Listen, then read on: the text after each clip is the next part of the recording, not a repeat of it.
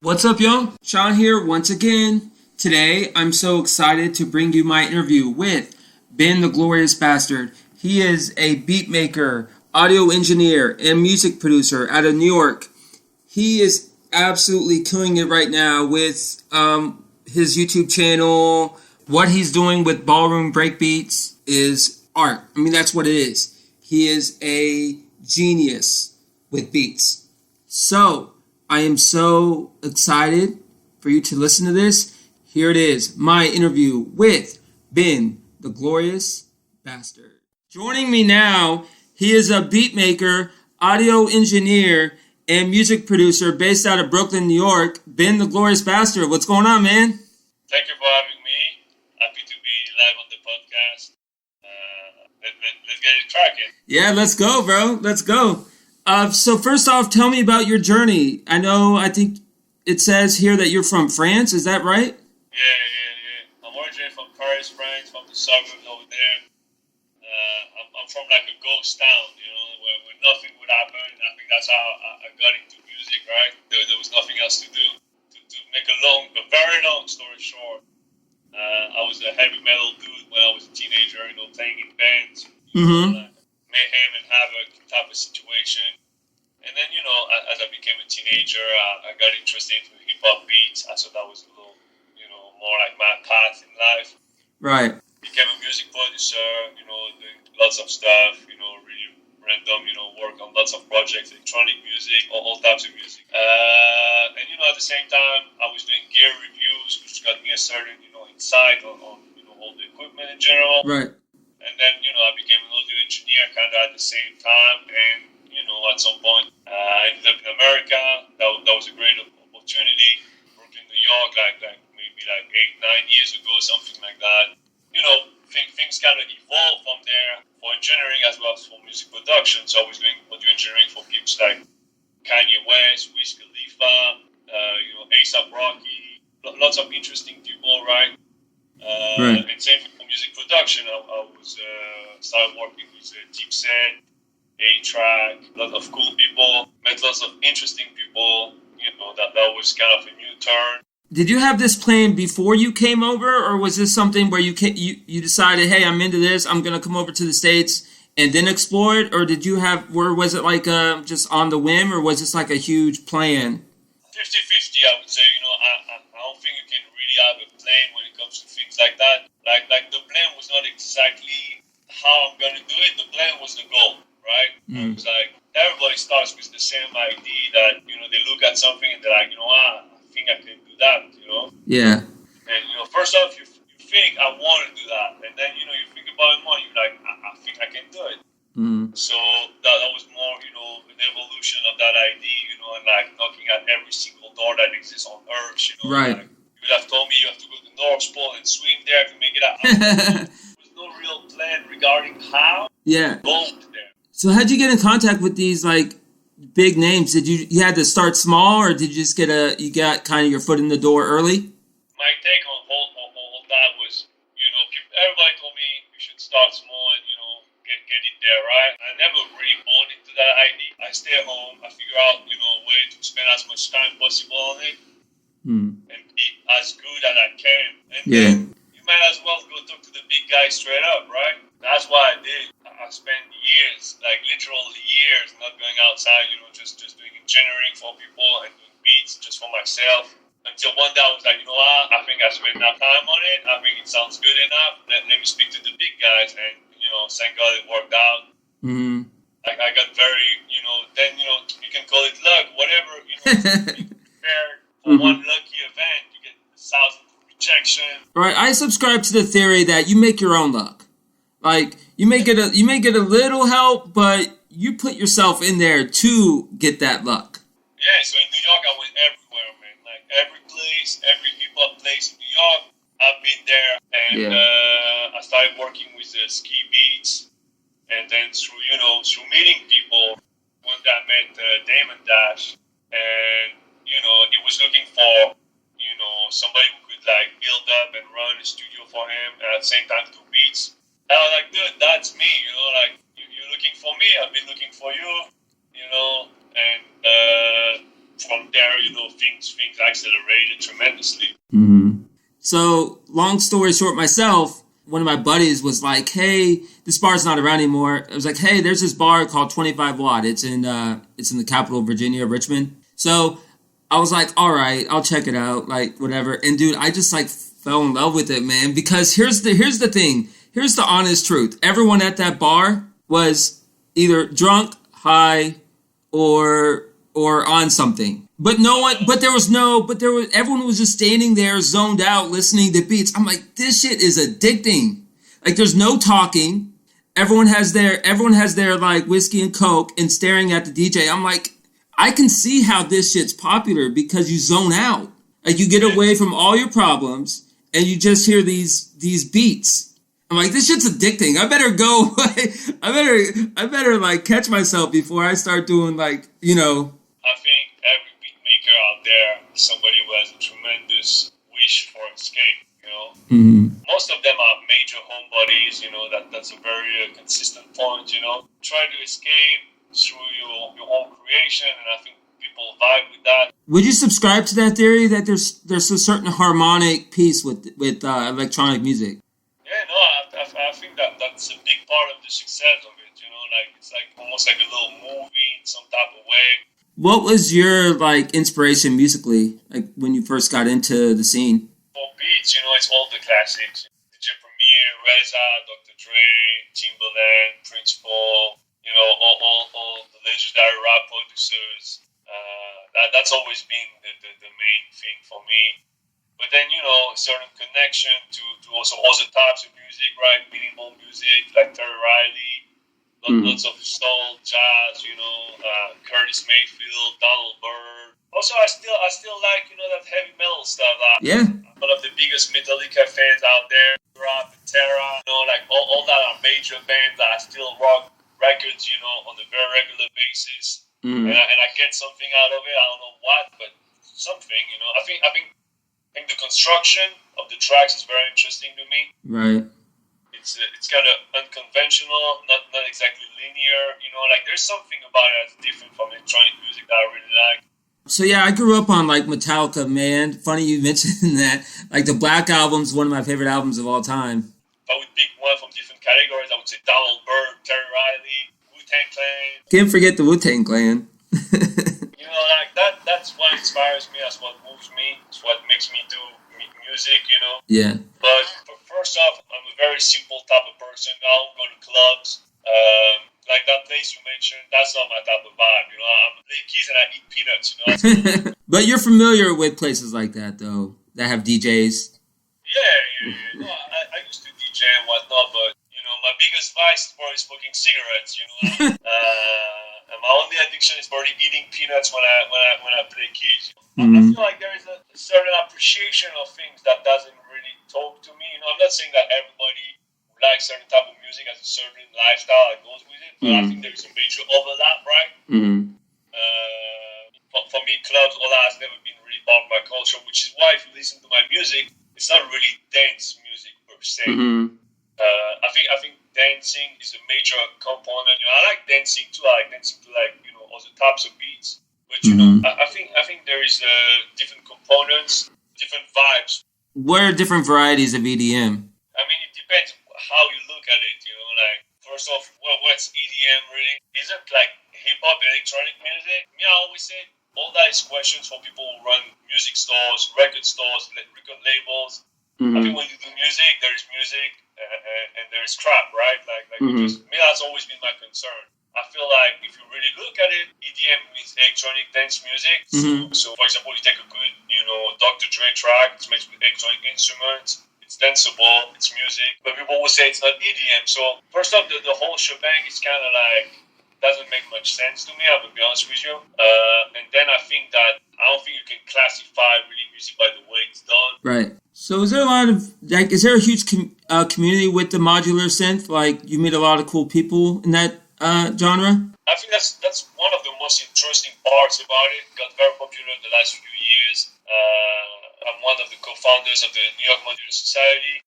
People are interested, look us up. We're nice people. It's good vibes. That's interesting. Like I would say, it's the most open community I've ever met so far in general. Modular scene.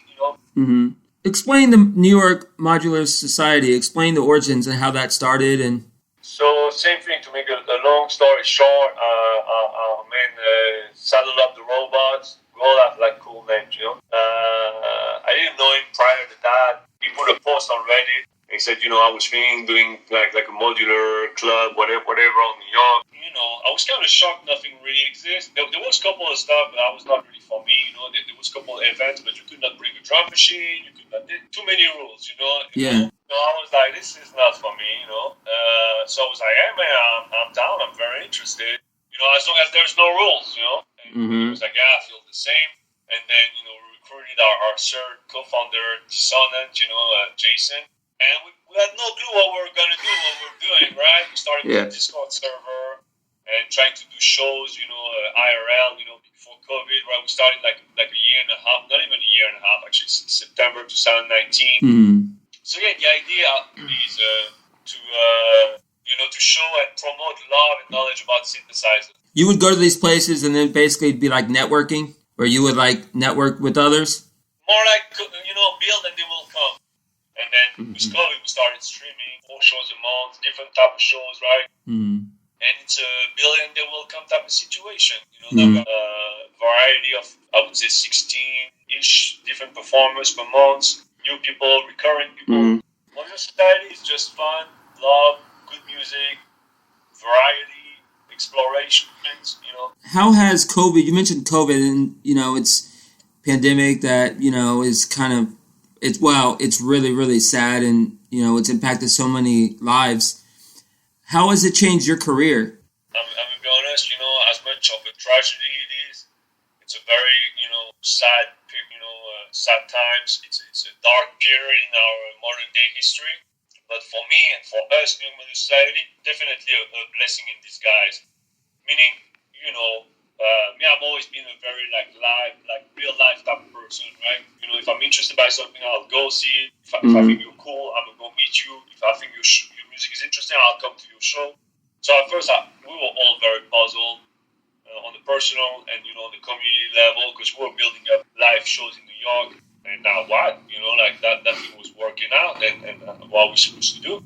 So we gave Twitch a shot, and that was amazing. And we really liked it, and we realized not only we can replace our monthly show, but how about with weekly shows? How about with different shows? The main one dedicated to experimental music, one dedicated to more synthesis techniques, one dedicated to more beats. It expanded, it exploded, and then something that started as very local became global. Members from all over the world, people from all over the world watching the shows, whether live or video on demand. Right now we have 1,000+ subscribers on Twitch. Nice. It's, there is really nothing we can complain about. I mean, as everybody else, we suffer all on different levels of COVID, the quarantine, but on music, whatever activity we do, development, artistic related, amazing. What do you see the future of the industry? You think it's plateauing, or do you think it's just the beginning? You think the popularity is just going to go up and up? You mean modular synthesis? Yeah, it's going to be super popular. There is lots of factors we don't know about. First off, you have to consider that modular synthesizers have been around since the 60s, right? The OG ones. Back when modular synthesizer was the price of a car. That's the bottom line, right? And that's been like that for decades, right? Then in the 90s, came up with a different format, smaller, cheaper, more straight to the point, more affordable. That created kind of a second, revolution, Synthesizer, modular synthesizer was not the price of a car, but was still not exactly affordable, Right. You would not do much for the money you would invest in. You would need to invest a lot to get the same results you would get with a synthesizer, which is already something that's not cheap. Yeah. And on the other side, the economy is in shamble, right? Mm-hmm. So who knows? I hope the best for everybody. So if maybe the global economy will turn around, and make more money, have more money to spend, more time on their own. So it's kind of hard to tell. I think there's room definitely for growth. I think this is just the beginning of a new chapter of something that's going to be gigantic. Mm-hmm. I think the hope is also that it's reached mainstream status. I think to me, but there is still other levels of it. Like the price point. So once that barrier is down, interesting things always happen. So how'd you get the name Ben the Glorious Bastard? Tell me the backstory on that. So when that movie came out, Inglourious Basterds, that's when it happened. I was like, this is a cool name. First off, you have to have a name that people will remember, right? Mm-hmm. I always believe, like so many people would tell me their name, and I would get back home, and I was like, what was that guy's name? That's what got me interested in you. I'll be straight up. I'm like, pardon the language, but I gotta talk to this fucking guy. Like, yeah, that's what it is. That's the whole point. Like more and more in a very polite society. I think it's a big social construct, So, you ever heard of the Ultra Festival in Miami? The name rings a bell. That's what kind of got me, like, first hearing of EDM, was that. Oh, okay. And then, like I said, to start the show, like, I was rock, and then I started, like, listening to this stuff, and I'm like, a good beat can replace good lyrics, in my opinion. Like, if there's a good beat that you can vibe to, that 3 minutes goes quick. Something that I spend a lot of time thinking about, is how music ages, right?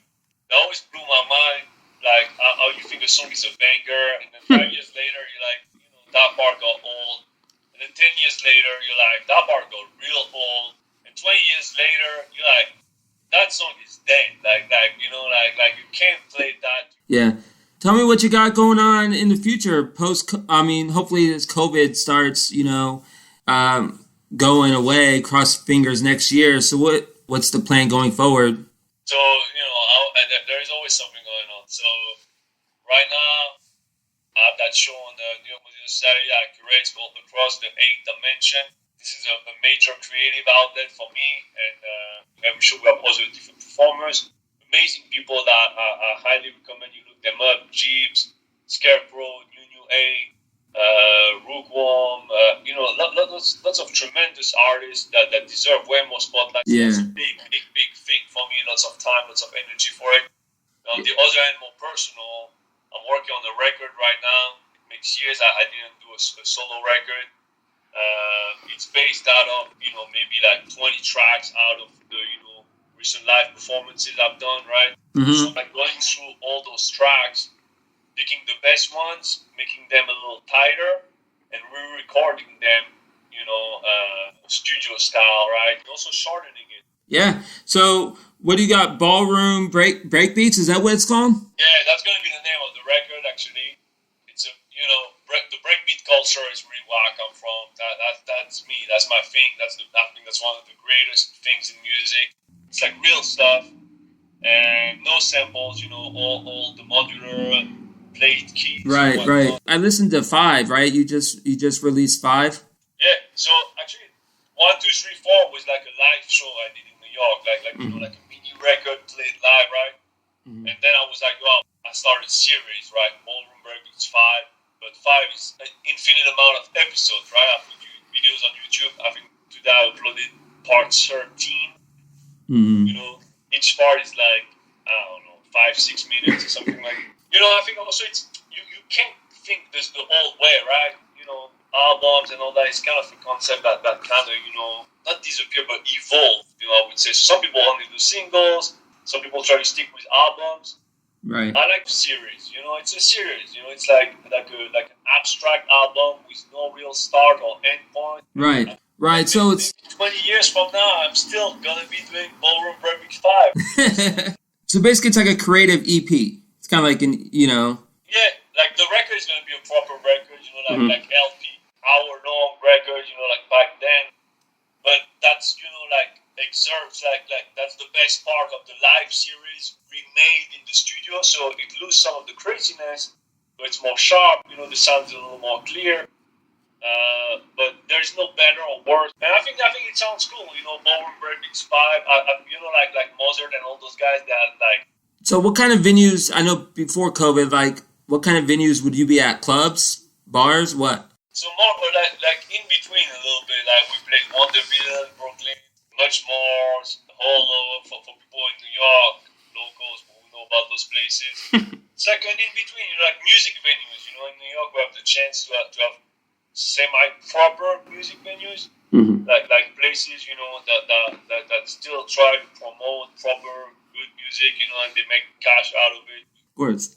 But like, I think there's some type of tradition, in New York about, certain types of music, So that worked out for us. All right, man. Well, what's your social media? So on Instagram, I'm Glorious Frenchie. Otherwise, you type in Google, whatever your search engine is, Ben the Glorious Bastard, you're going to find me out. I'm on Spotify, SoundCloud. I have a YouTube channel. My YouTube channel is pretty on point. I worked hard on it the past few weeks. And then New York Modular Society, whatever you look for, you're going to find me somehow. Yeah, Ben the Glorious Bastard, just Google it and then pick whatever you like. You're an Apple Music type of guy, I'm there. You're a SoundCloud type of guy, I'm there. All right, bro. Well, thanks for coming on this evening. Yo, thanks so much. Okay, there you go. That was my interview with Ben the Glorious Bastard. I want to thank him again for coming on the podcast today. I want to thank you for listening to this episode of Sensibly Cynical. If you could please subscribe, rate, and review us on iTunes, it would be highly, highly appreciated. Also, check us out on Twitter at Cynical Sensibly, Instagram Sensibly Cynical Pod, and you can check out our Facebook group. That's it. Please stay safe, mask up, and take care.